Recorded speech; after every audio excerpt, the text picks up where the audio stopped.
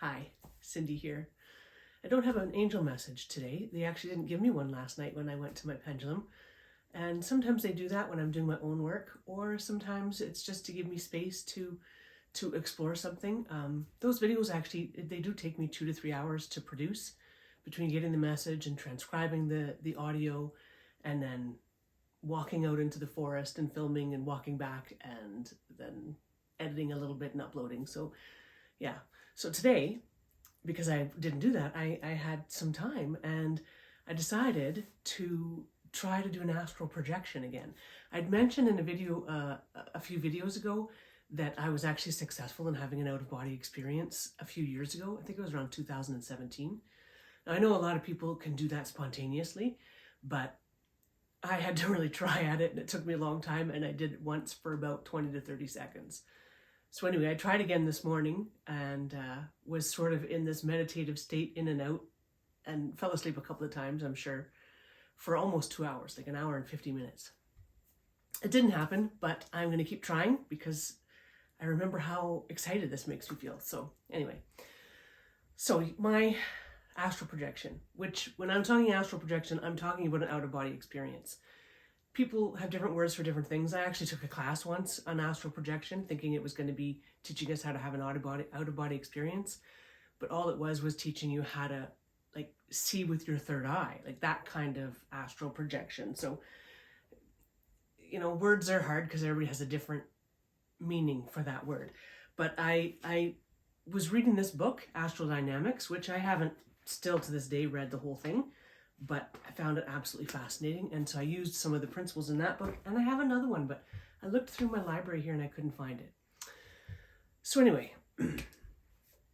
when I was preparing to do this, you get yourself into a meditative state. And so I would play they have astral projection music on YouTube or whatever, any kind of meditation music.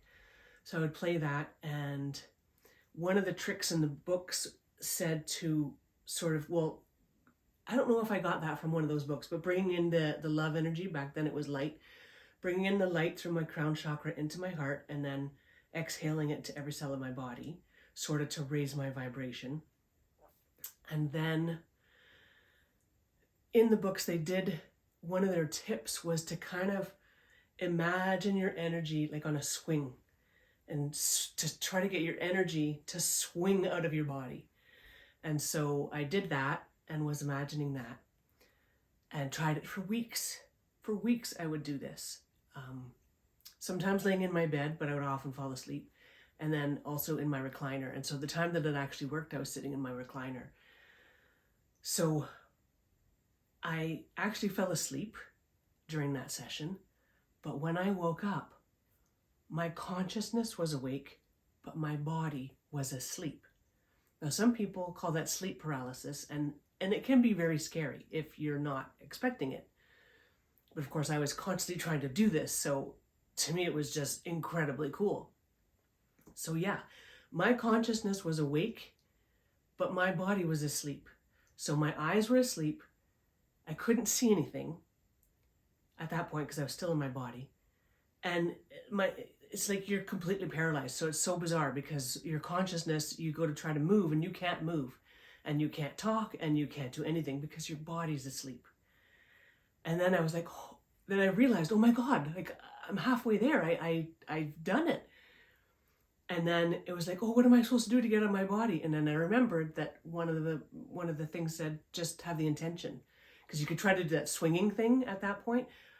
But I just thought of the intention and my consciousness was instantly outside of my body. And now I could see. And we had a red couch at the time and I could see the red couch. I was so blown away. But it wasn't clear sight for me anyway. It was like looking through the bottom of a drinking glass, you know?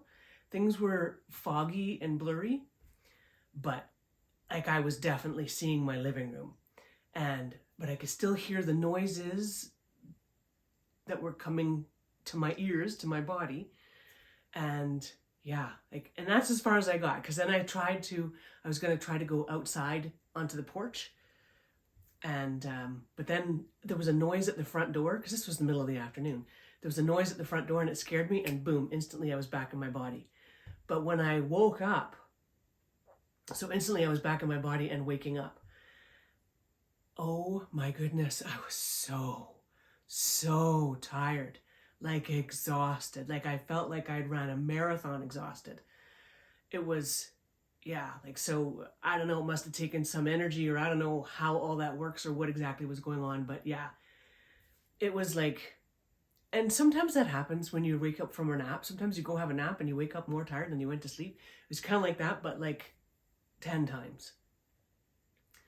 But one of the most incredible experiences I've ever had. Yeah. So I'm excited. I had time today to try that again, and I'm going to keep trying, and I'm going to see if I can get it to happen again. Have any of you guys had out-of-body experiences? I'm sure you have, because lots of people have them, and lots of people have them spontaneously.